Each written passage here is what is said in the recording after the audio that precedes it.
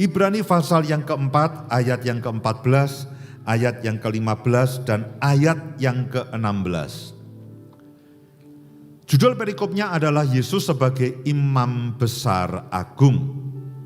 Karena kita sekarang mempunyai Imam Besar Agung yang telah melintasi semua langit. Perhatikan baik-baik, karena nanti kita akan cari tahu kenapa karena. Ya, karena ada sebabnya. Nah, ayat-ayat sebelumnya, ayat dan pasal sebelumnya itu merupakan penyebabnya. Jadi ayat ini merupakan sepertinya ayat jalan keluar karena itu. Kalau saudara lapar, karena itu saudara harus segera cari rumah makan. Makanlah. Kenapa? Karena lapar.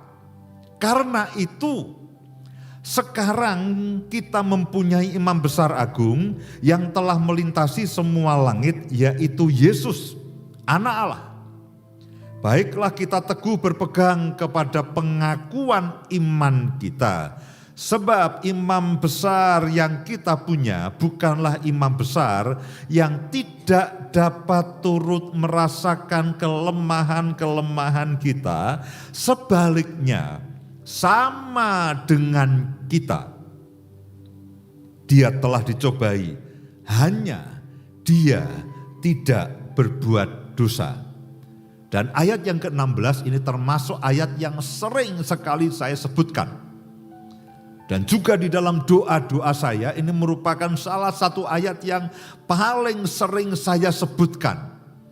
Ya, khususnya ketika menghadapi persoalan, khususnya ketika menghadapi ancaman, khususnya ketika dalam pergumulan, khususnya ketika sedang bersyafaat. Sebab itu ayat yang 16 dikatakan, sebab itu marilah kita dengan penuh keberanian menghampiri tahta kasih karunia supaya kita, saya dan saudara menerima rahmat dan menemukan kasih karunia untuk mendapat pertolongan kita pada waktunya. Saya ulangi ayat yang ke-16. Sebab itu, tadi dikatakan karena itu ada sebabnya. Sebab itu juga ada penyebabnya. Sebab itu marilah kita dengan penuh keberanian menghampiri tahta kasih karunia. Kenapa? Karena kita ini mempunyai Imam Besar Agung yang ikut merasakan kelemahan-kelemahan, ikut merasakan semua pergumulan yang saya dan saudara hadapi. Imam Besar Agung yang saudara miliki itu bukan Imam Besar Agung yang hanya ongkang-ongkang kakinya, lalu hanya memerintah dari jarak jauh. Dia tidak memahami, dia tidak mengerti dan bahkan tidak merasakan. Imam Besar Agung yang saya dan saudara harapkan, yang saya dan saudara percayai, yang saya dan saudara sembah, itu adalah imam besar yang dapat turut merasakan kelemahan-kelemahan kita, dan dia merasakan apapun yang saya dan saudara alami.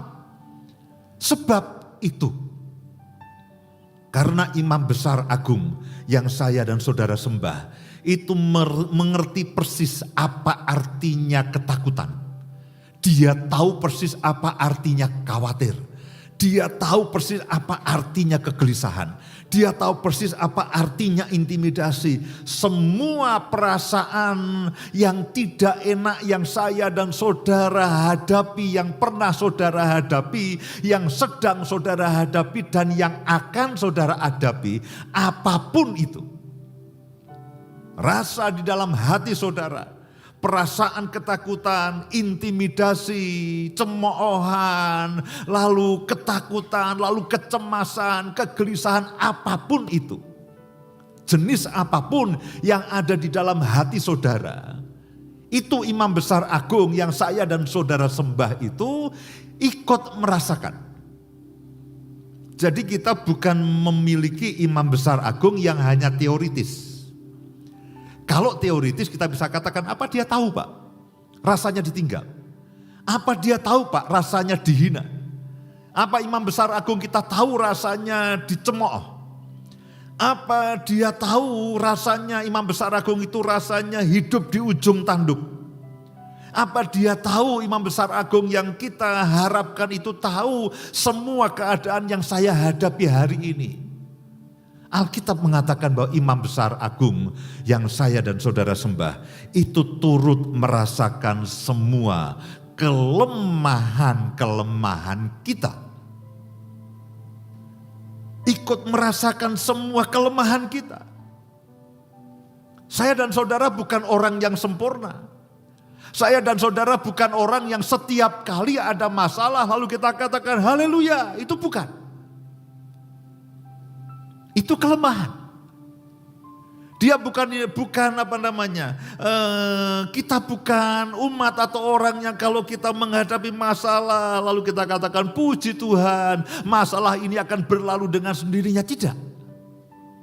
Kita stres, kita khawatir, kita cemas, asam lambung kita naik, mah kita kumat, mood kita tidak bagus.